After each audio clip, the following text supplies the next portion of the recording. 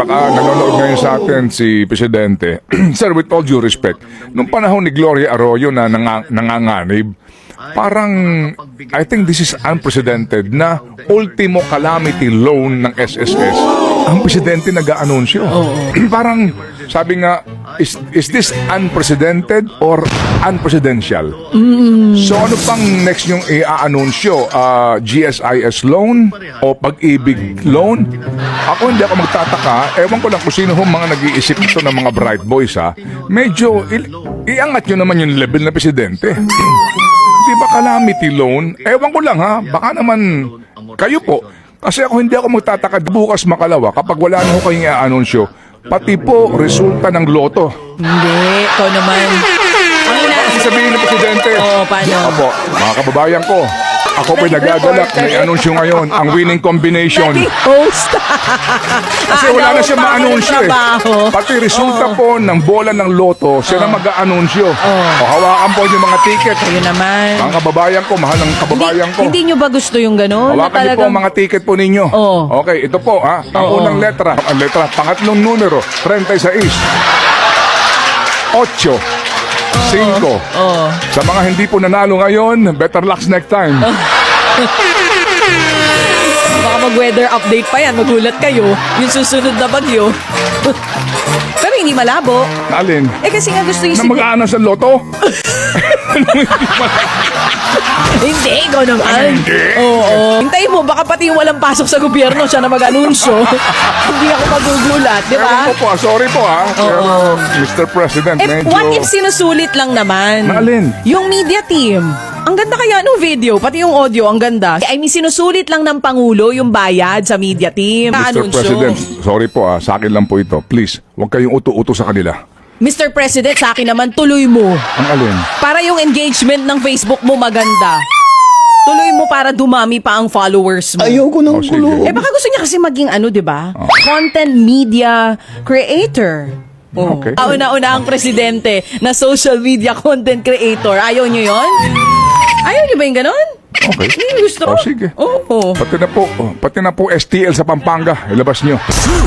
Ewan ko, naabutin ko si yung matandang Marcos. Oo. Si Cory Aquino, Fidel Ramos, Joseph Estrada. Para sa mga kababayan ko, inaalam ko sa inyo, dito po yung calamity loan, SSS. Pumunta po kayo sa pinakamalapit na SSS branch para po sa inyong calamity loan. Oo. Magkano kailangan mo hayop ka? Huwag natin kakaligtaan, usaping budget pa rin po tayo. Budget!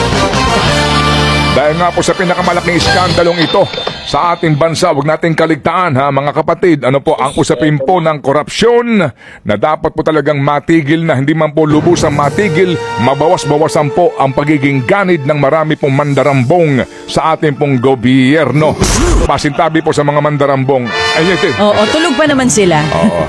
Meron nga ako napakinggan na graft-free budget. Pinakamalinis na budget in Pinaka-transparent history. na budget, walang Oo. pork barrel. Naman. Okay, ngayon po ang editorial ng The Philippine Daily Inquirer ay just another form of pork.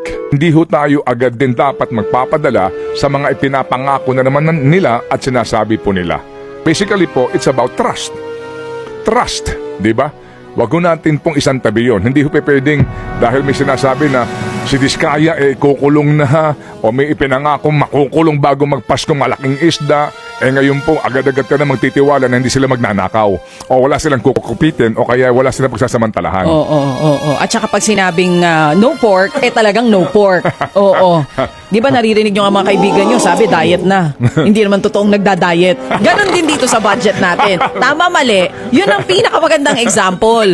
Sasabihin sa'yo ng friend mo, uy, ngayon 2026, no pork na ako. Tapos makikita mo, nauna pang lumalantak ng pork sa'yo. Ganon din po dito sa budget.